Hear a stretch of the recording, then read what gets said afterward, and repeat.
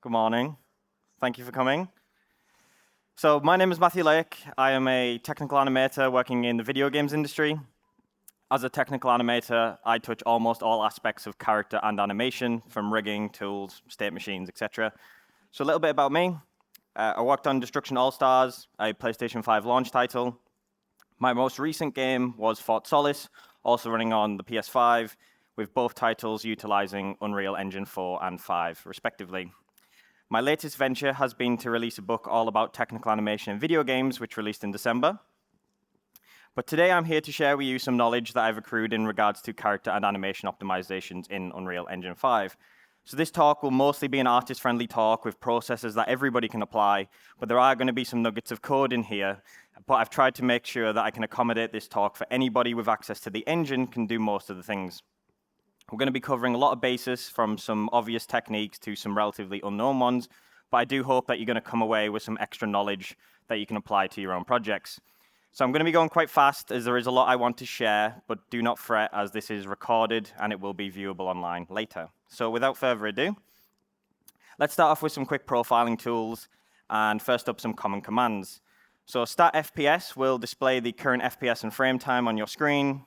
Stat unit will break down more information about the frame time and how long the game thread took, etc.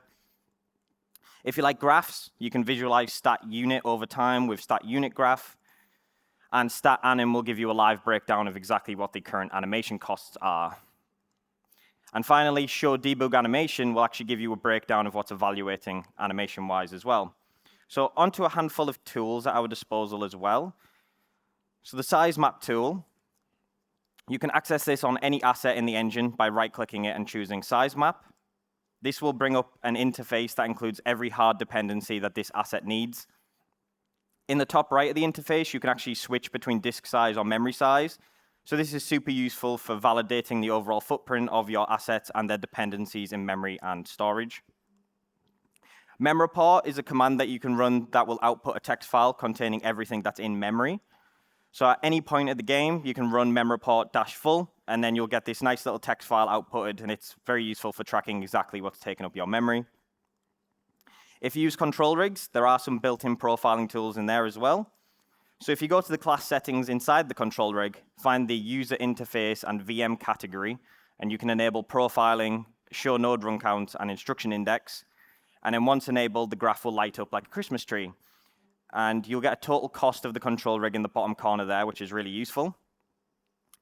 So each node will have a cost in the top left corner, and in the top right, you can have two numbers. So one is the instruction index, and then the node run count. The GPU visualizer is a tool to get a breakdown of the current GPU frame.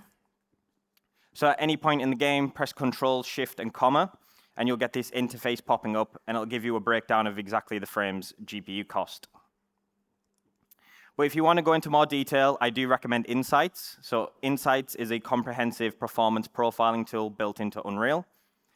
So you may notice this trace icon at the bottom of your screen. This is Unreal Insights.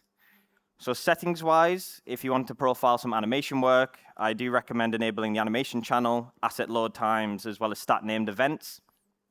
And to make things a little bit easier, click Open Insights after Trace. So you can begin a quick profile, run around, do some actions, and then you'll get this interface here. So zooming in, you can begin to see all of the components that were calculated that frame: enhanced input, sweep checks, your state machine costs, your blend space costs, and even animation decompression. So it's very useful for breaking down exactly what is going on.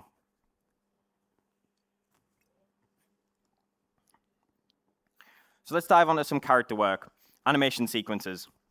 So these assets are likely the most frequent type of asset that you will have for characters. There can be hundreds, if not thousands, of animations per title. So small optimizations will go a long way. This may seem obvious, but start with content auditing. It's quite common for animations to be imported bloated with unnecessary data. Validate the content of your animation data and ensure you are only importing what is absolutely necessary. So this includes animation tracks. Perhaps you might have face joints baked into the animation, but you don't need them in that animation sequence. Or you've got deformation joints like twists that are going to be recalculated at runtime anyway. All of this data does is just bloat your animation sequences, so remove it from the FBX before you import. The same goes for animation curves. So make sure you audit these and you're only including what necessary when necessary. So sometimes I've seen animations imported from Maya that may include like blend orient or blend parent curves. Just remove them. So one technique I've historically used to audit the animations was the animation tracks UI. At a quick glance, you could see the entire animation sequence directly, the content directly inside of Unreal. I recall knowing if I saw 66 tracks, it was the perfect amount for gameplay. If there was anything other than that number, there was going to be an issue.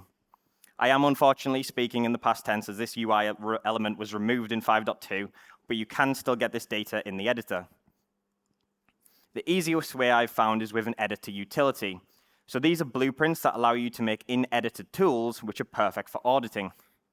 So I've quickly made an asset action utility, which allows you to add a function to the right-click menu. So this is the logic. It's quite simple. We're iterating through the selected assets and getting the animation track names from the animation sequence. So after running this audit check on this asset here, you can see we have 89 tracks on this first animation. There we go. But if we run it again on all of the assets, we can actually see that some of them have 89 tracks, but some of them have 159 tracks. They're all inconsistent. So it's worth checking the data that's getting imported. And although we can still get this data, please re-add this UI. It was wonderful, and I miss it dearly. So when dealing with curves, there are a handful of import settings that we can tweak in an animation sequence. In particular, the delete existing animation curves and attributes, as well as the do not import curves with 0 values.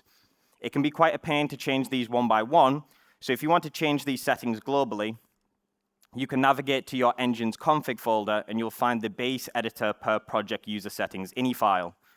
And you'll find a section called FBX anim sequence import data. It'll look a bit something like that. So this is where you can alter the default values that are going to be applied engine-wide. So let's put all of these together on a quick example. So we've got a 200 frame animation here. First cleanup is to remove the animation tracks. Only 64 of those were actually needed, and the rest of them were twist joints and deformation joints that are going to get recalculated anyway. There was a lot of curves that weren't necessary, 126 curves. And that ended up giving us a 71% decrease on the storage and a 90% decrease on the memory. So these are absolutely crazy savings from a tiny bit of cleaning up after yourself. Now extrapolate those savings across thousands of animation files that are going to be in your project. It's going to soon add up. So this additional data also has an impact in the animation graph. So as you can see between these two animations, you can visually see that there is extra information being passed through the execution flow.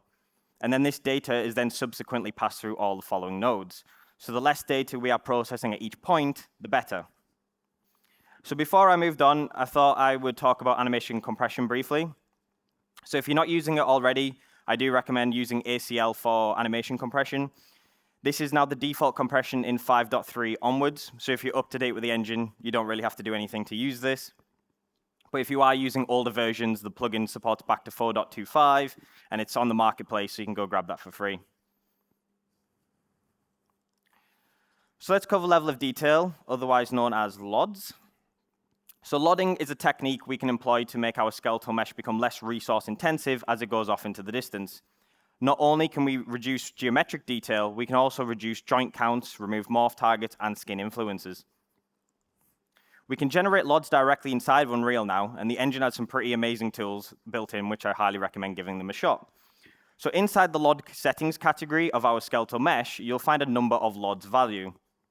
If you enter a number of desired LODs in here and click Apply Changes, Unreal will generate you some fairly high-quality LODs. Now, while the default LOD settings are OK, we can customize these to get some much more finer control. So to do this, head back to your LOD settings category, and there's another option called LOD settings. Click the Generate Asset button there, and it'll create a dedicated data asset. So the benefit of this is that you can apply your LOD settings once and apply it to every single skeletal mesh in your project. These changes in one place are then applied everywhere instead of having to change the settings over and over again. And it really helps with consistency. So let's dive into a few of these settings. So each LOD within the LOD groups array will have its own cluster of settings. I would focus your attention on these 4 settings: screen size, hysteresis, bone list, and reduction settings. So screen size is a setting that defines when the switch to this LOD occurs. So this setting is based on screen real estate, so how much of the screen is taken up by that skeletal mesh. And this chart shows some of the values we're talking about, and the numbers can get really small really fast.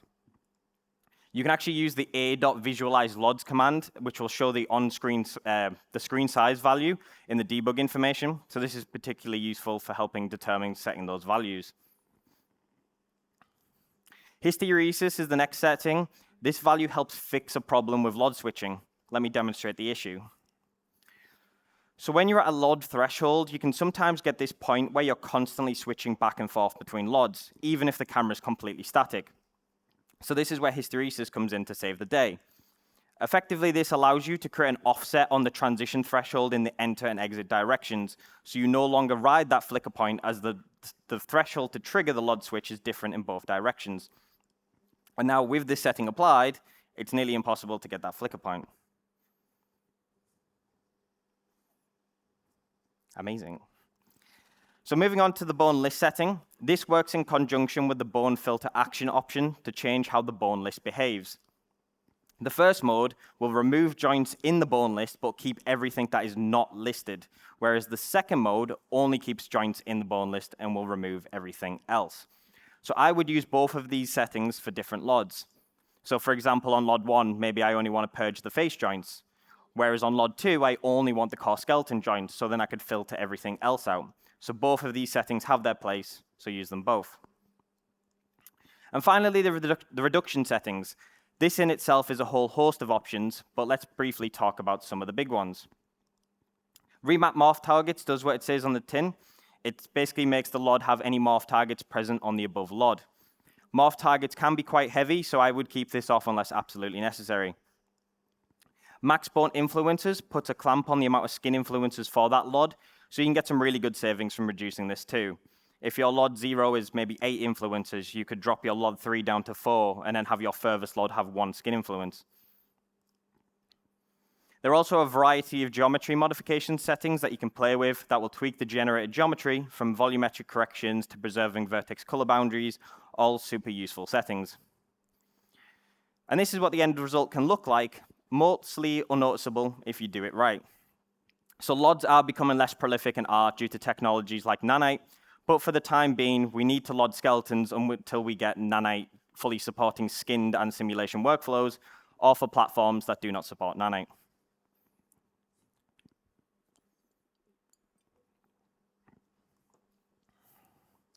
So on to the animation blueprint.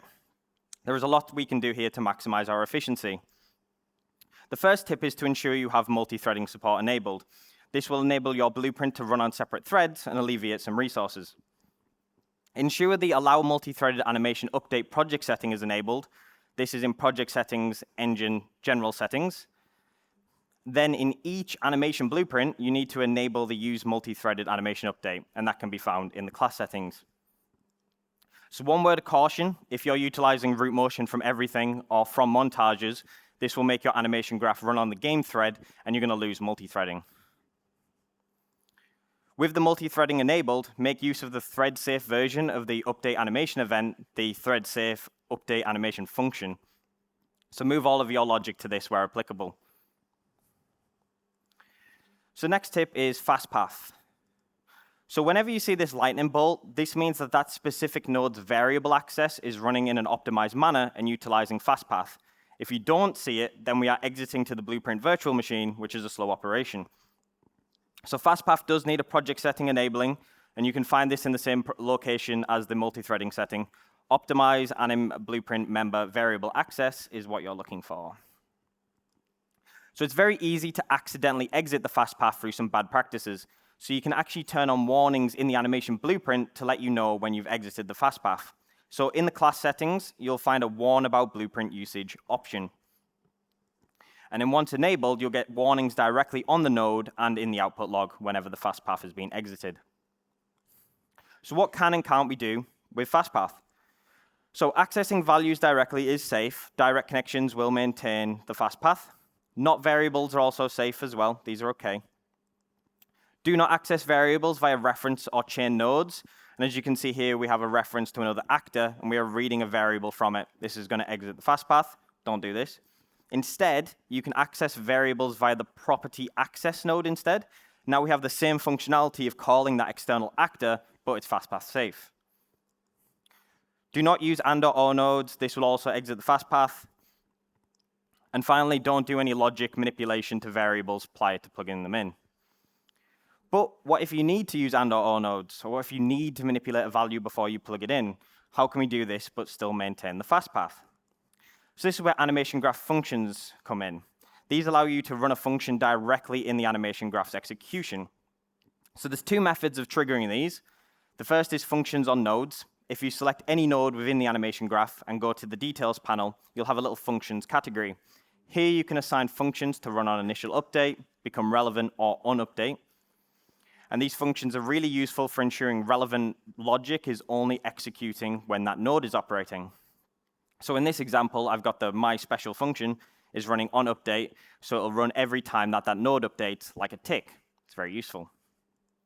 The second method is with the dedicated call function node. So this is a dedicated animation graph that can run functions directly in the flow. And unlike functions on the nodes, these actually have a much bigger selection of triggers. So animation graph functions must be thread safe to be used. So to turn this on, you need to select your function in your animation blueprint, go to your details panel, scroll down to advanced, and then you'll find a thread safe option. Turn that on. So let's apply this to a use case. So if we remember this transition event that was failing the fast path earlier, let's move that criteria into a node function, and then we're going to make a new variable that is the sum of that logic. And then we're going to plug that variable into the transition event and then call that function on the result node. So now we have the same functionality, but we're maintaining our fast path. Amazing.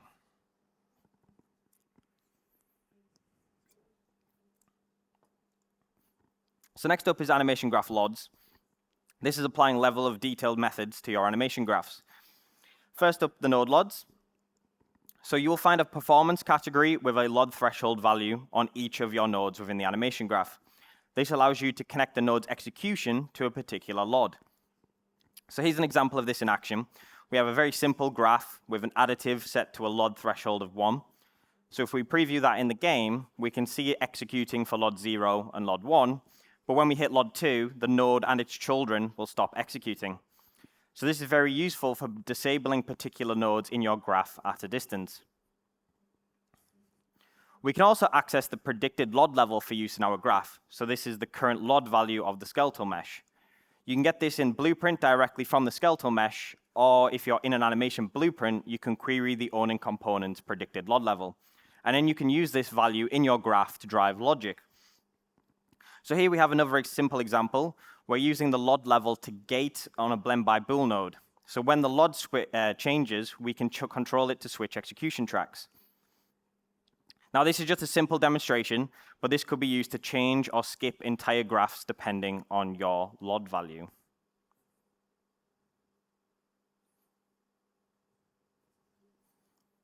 And one last LOD tip for those using post-process animation blueprints. In 5.3, Unreal added a new option to the skeletal mesh asset to control the threshold at which post-process animation blueprints will stop evaluating. So let's round off our animation graph section with some good rules of thumb to apply. So space conversion nodes, these do have a cost associated with them. They're not free. So going back and forth between local and component can soon add up. So try to bundle these together and have as few of them as possible. State machines have a handful of settings that you can customize to alleviate the burden of some of the cost. The max transitions per frame and max transitions request can be dropped down and tailored to your liking. And if you're not using pose caches already, you should be. These allow you to evaluate a pose once and store it for use in multiple places. Perhaps you need to reuse your idle throughout your graph. Consider caching it once and reusing it everywhere. It'll evaluate once rather than once per instance. And the caching also applies to state machines. Don't stack nested state machines inside of nested state machines. You can put all of your state machines on the top level, nice and flat, cache them, and you can use them where needed. This will also add a huge degree of flexibility into your animation graphs, but you would be quite limited in a nested workflow.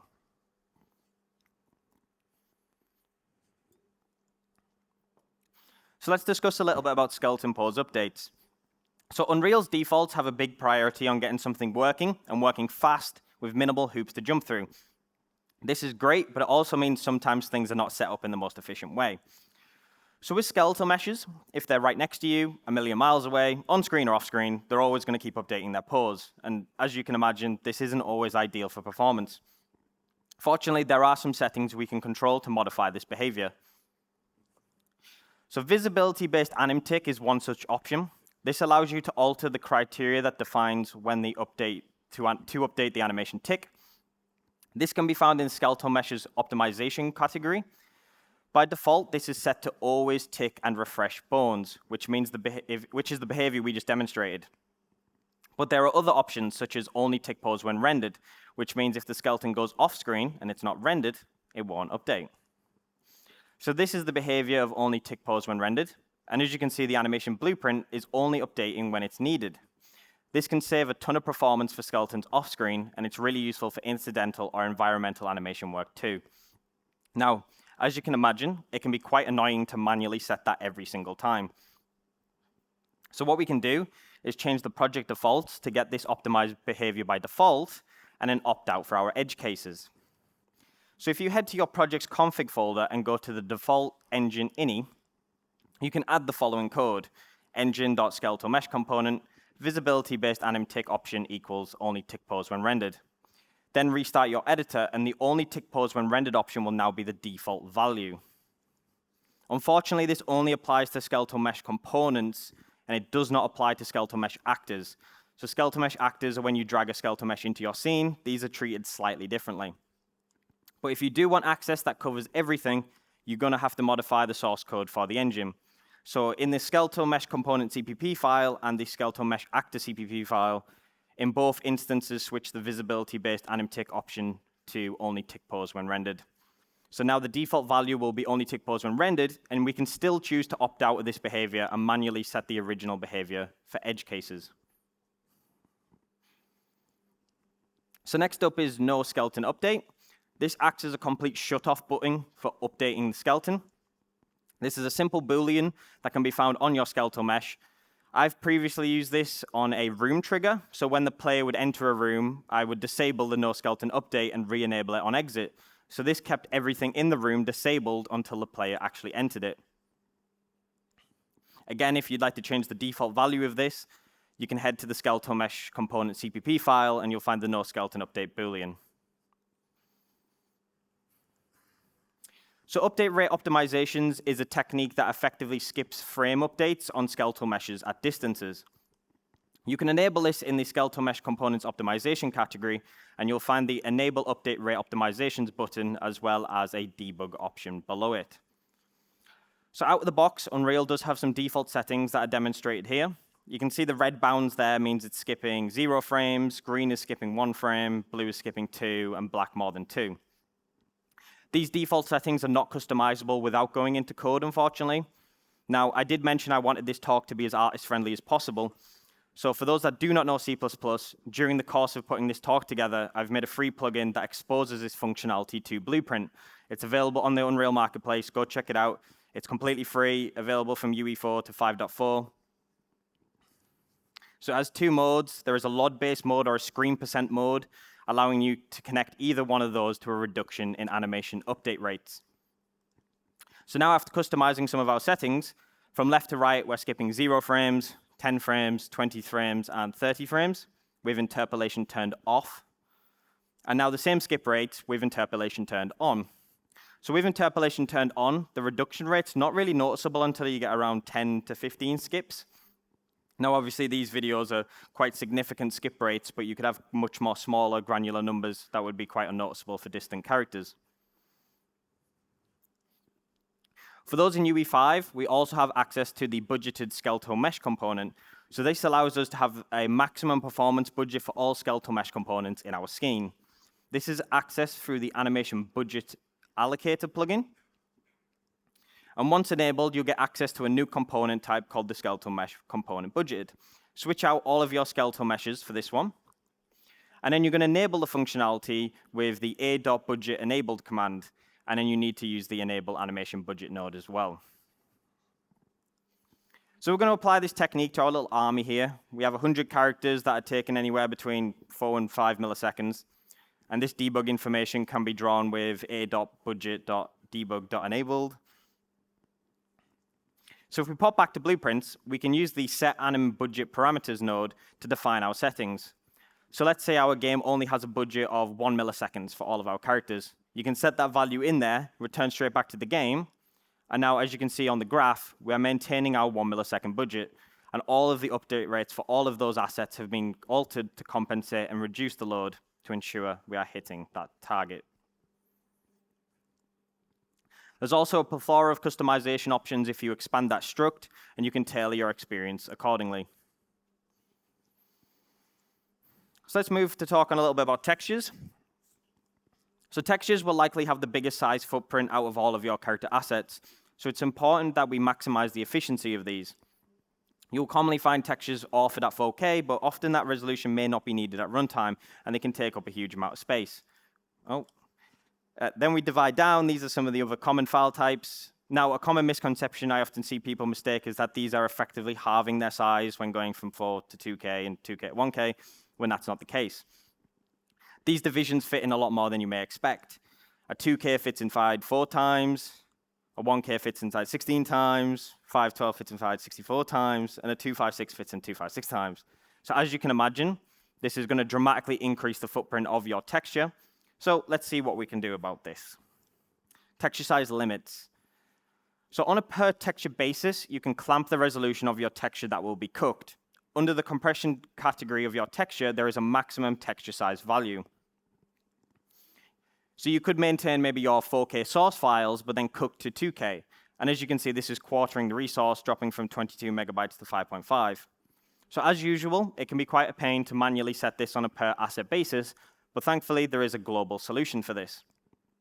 In your engine's config folder, if you open up the base device profiles ini file, you'll find the global defaults device profile, and I'll look up a little bit something like that. You're specifically looking for the character texture group lines and the max LOD size value. So this is where you can set a maximum size for the character textures project-wide. No matter its imported resolution, it's going to be clamped to this. This setting will only apply to textures that have been marked as character in the texture group, so you can find this in the level of detail category on your texture, select character from the dropdown. My recommendation would be to use the property matrix to apply this to all of your character textures rather than doing that one at a time as well. So micro detail is one of the biggest reasons why you may need huge textures to preserve those small details on objects. Things like threads on clothes, scratches on metal, weaves.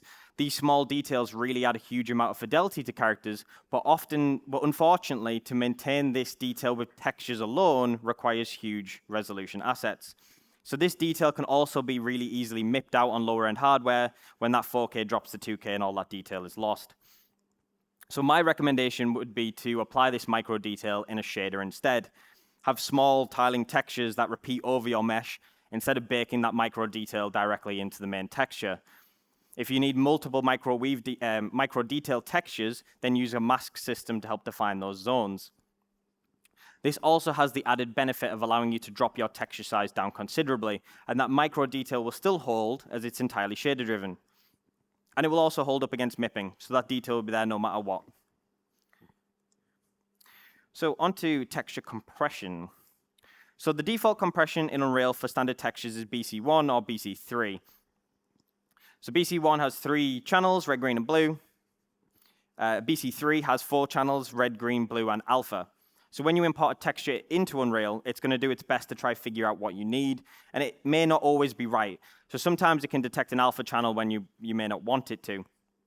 So you can use the compress without alpha option to enforce it back to being a BC1. It'll get rid of that alpha channel for you. Now, I'd be cautious about the cost of an alpha channel. As you may notice, between textures with an alpha and without can double in size. You can see here we've got the 2 megabyte no alpha versus 4 megabyte with alpha. So under the hood, it's not just adding one extra channel, which logically you might expect it to just add 33% on top, but that's kind of not what's going on. So BC1 is saving 5 bits in the red channel, 6 bits in the green, and 5 bits in the blue. And that's where that bit of trivia about green channels having more information comes from. The image is processed in 4x4 chunks, effectively giving you 4 bits per pixel. Whereas BC3, on the other hand, is saving 8 bits in 4 channels, again, processed in 4x4 chunks, giving you 8 bits per pixel. So suddenly you can see where this big jump in the data is coming from. So be careful about your usage of an alpha if you're memory tight. If you're doing any texture work where you only want a single channel and you don't want to waste any resources, make use of the G8 compression. This will remove the green, blue, and alpha channels from your texture and leave you only with the red channel available. So keep that one in mind. All of these compression settings can be found in the details panel of your texture. So Oodle is a set of data compression systems that are built into Unreal. You may have noticed this little tab up here hiding away on your textures. This is the Oodle interface, and it can provide you with some pretty good information. In particular, the area at the bottom will try to give you a best estimate of the final compressed size of your texture, which is really useful. But the area at the top, you can use to customize the Oodle compression settings. So the defaults are 0, but a 30 lambda gives some pretty decent results. So have a play with these settings. And when you're happy with what you're seeing, you can apply these project-wide. If you go to your base engine's ini file into the engine's config folder, you will find the texture encoding project setting. And then if you enable the top setting there, the final uses RDO, the settings after it will then be applied project-wide.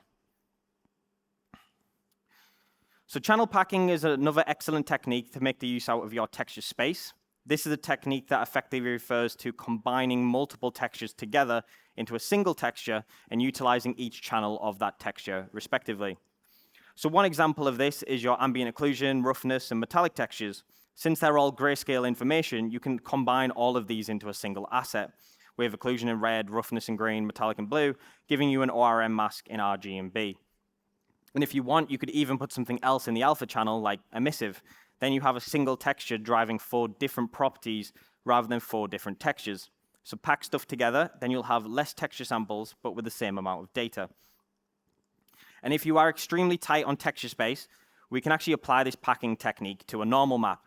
Now, a word of warning, this does come with a fidelity trade-off if you do utilize this, but it may help you out. So there is a node in Unreal that allows you to derive a normal Z from its X and the Y, which will free up that channel. So to do this, we need to switch our compression settings for the normal back to a default BC texture. Then we need to set up our shader a little bit. So this is what it's going to end up looking like. So at the beginning, we are unpacking the red and green channels and applying a constant bias scale to make their range go from -1 to 1 again. Then we're appending our channels together into the derived normal Z node, and then this is the before and after. So you can see there's a little bit of a downgrade there. There's a bit more stepping, visual quality loss, but it may help you out if you're in a pinch. And it'll leave you with the empty blue channel, and as well as the alpha if you wanted to put more information in there.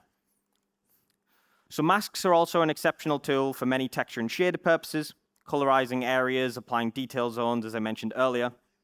One efficient technique that Mark Cushley shared with me many years ago, and I've been using ever since, is to not limit yourself to only using red, green, and blue, but also to use cyan, magenta, and yellow, the secondary opposite colors, as well as key. So cyan is the opposite of red, magenta the opposite of green, yellow the opposite of blue. This allows you to get 7 different masks from a single RGB texture, over doubling the amount of information from a single mask, which is really useful. And if you wanted as well, you could even use alphas black and white as 2 additional masks, pushing that to 9 masks from 1 texture. So skeletal mesh components have quite a few settings that we can modify as well. So bounds in Unreal are automatically calculated and updated every single frame. You can use the show flag.bounds1 to see the bounds of the character, and then each component within that blueprint is going to be calculating its own bounds, which can be often unnecessary in some circumstances. So there are a few options that we can control this behavior with. So the first up is skip bounds update when interpolating. This will only update the bounds with a pause update and not during interpolation. So on screen, I've actually reduced the update rate of the skeletal mesh, but it's still interpolating. Those bounds are only updating when the pause itself does, rather than every single frame. The second option, component uses fixed scale bounds. Instead of calculating the bounds based on its content, you have a static bounds. Now, I would be careful with this. If the skeletal mesh leaves those fixed bounds, it can become invisible when it should be rendered. So as long as your character is staying within those bounds, you can safely turn this on. And finally, I mentioned the bounds are calculated for each component. So if you have a modular character, this bound check is going to be completed for every shirt, every pants, every hat. And as you can see that happening on the left. We can use the use parent bounds or use bounds from leader pose component to calculate the bounds for the main body and then propagate this to the clothing pieces as shown on the right. These bound options can be found on the skeletal mesh components details panel.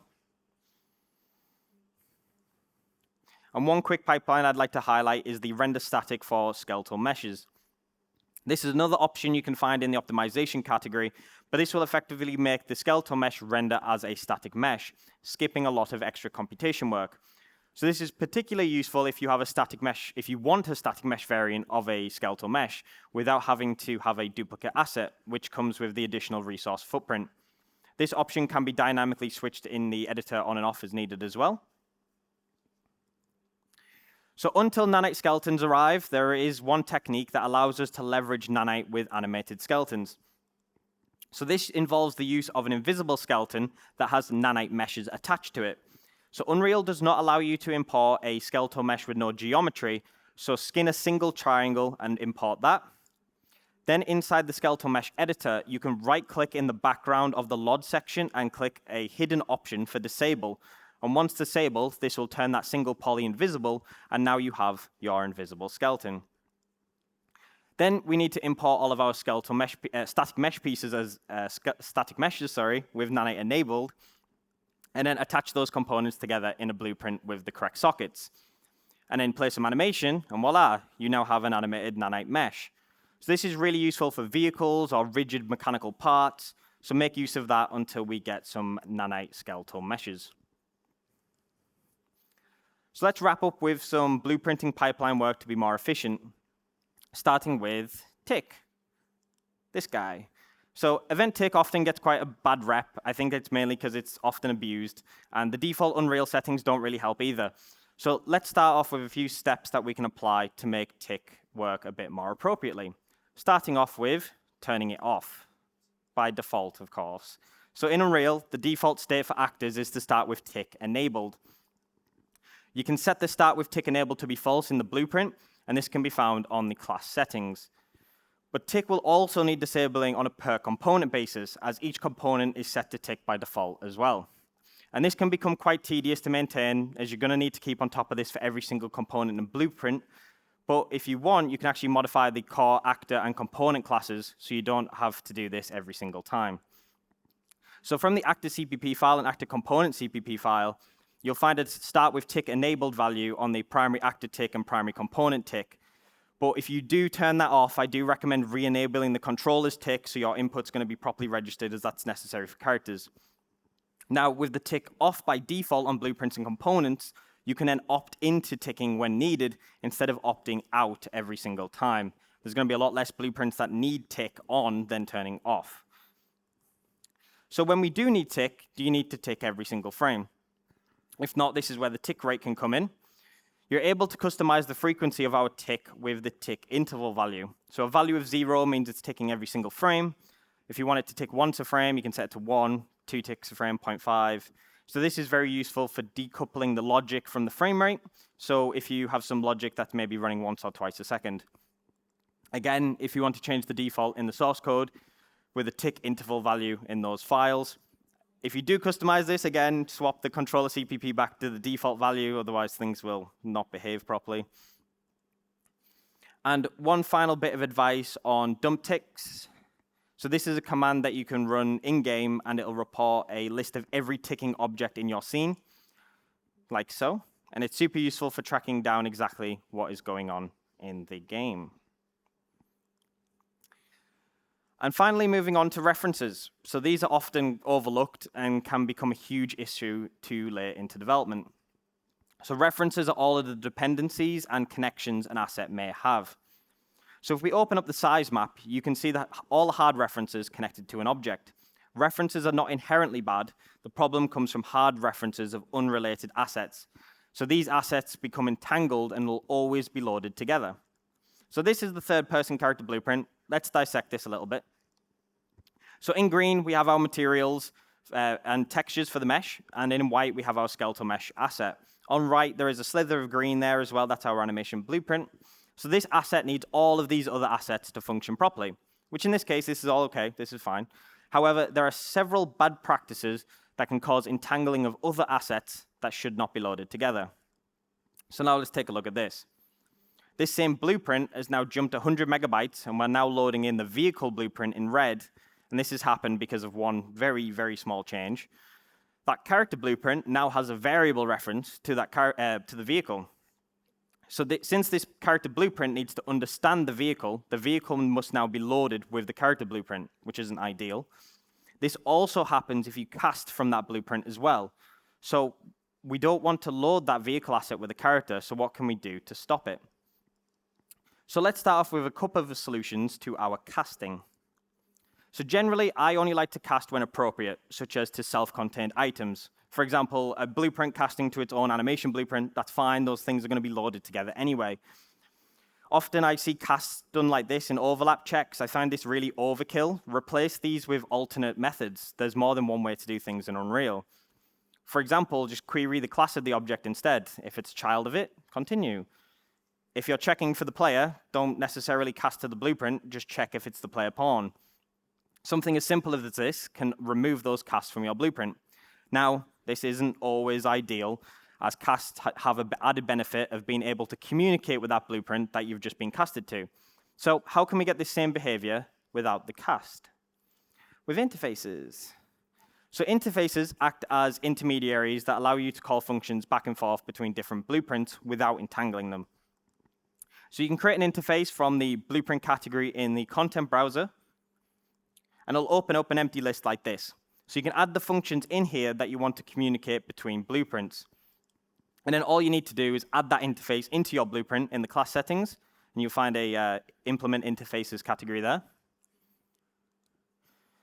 And then in the My Blueprint panel, you will now find the functions from our interface. So you can implement them and add some logic there. So all we need to do is go back to our blueprint, and you can add a does object implement interface node, and if it does, you can call that function. So now we're able to call functionality on another blueprint without casting. Amazing. Now let's talk about our solutions to our hard referencing problem. So we need to solve these with using soft references instead. So these change the type of data that's stored in the variable itself. In 5.4, you can swap to a soft off object reference by clicking the variable and just choosing change to there. In older versions, you have to change to a soft reference when modifying the variable type. So now we have our soft reference. However, we can't really do much with it compared to the hard one. So to fix this, we need to use a resolve soft reference node. There is still a problem, however. This node will only output a valid value if the object is in memory. And since we're using soft references, there is the chance it may not be loaded and it's going to return none. So we must load our assets manually into memory with the load asset nodes. So there's a couple of nodes here. We have the load class and load asset blocking nodes. These are going to load an asset, but will stall the entire game until it's loaded, and it can cause hitches. Alternatively, there is the async variant, which will load asynchronously and then output the pin once it's done. So we can simply plug our soft reference into there, into the load async node, and then from the completed execution pin, our object will be loaded. Wonderful. And one word of warning, the output pins of these load nodes have a tendency to get things stuck in memory. So after loading an object, this pin will actually keep that the loaded object in memory for the lifetime of the blueprint, which is not ideal. So a solution I've found to this is to use the set ref by ref node to clear that value on the node directly, and then it'll allow it to become garbage collected properly. Now, there's one final hard reference issue that you need to be aware of, parent class component assignments. So let's say we have a master character blueprint. In there, we have our Quinn skeletal mesh. And then we have a child blueprint. Let's say we're just overriding the skeletal mesh to be the Manny. We can run into an issue here. If you look at the references for the Manny child blueprint, you can see that we're not only loading in the Manny assets, but we're also loading in the parent blueprint Quinn assets. So to fix this, we need to reconfigure our setup a little bit. So instead of having a particular character be the master and have children overrides, you need to have the master blueprint with all of its functionality intact, but remove any and all references to assets that are not going to be there 100% of the time. Then have both characters inherit from the master, rather than having a character inherit from another. So if we take a look at the Mani size map again, it's now only referencing the relevant assets, which is amazing. So keep your logic and functionality in the master blueprint, and then have the children blueprints have references to the assets. And with that, that draws me to the end of my talk. You can find me at Matt Lake TA on YouTube, Twitter, LinkedIn, on my website. If you're interested in joining a community of technical animators, there is a Discord server there. And also, if you're interested in more of my ramblings on the subject of technical animation, I've got a book all about technical animation in video games, about Maya and Unreal. And thank you for listening. I do hope you've learned something, and hope you have an amazing rest of your Unreal Fest.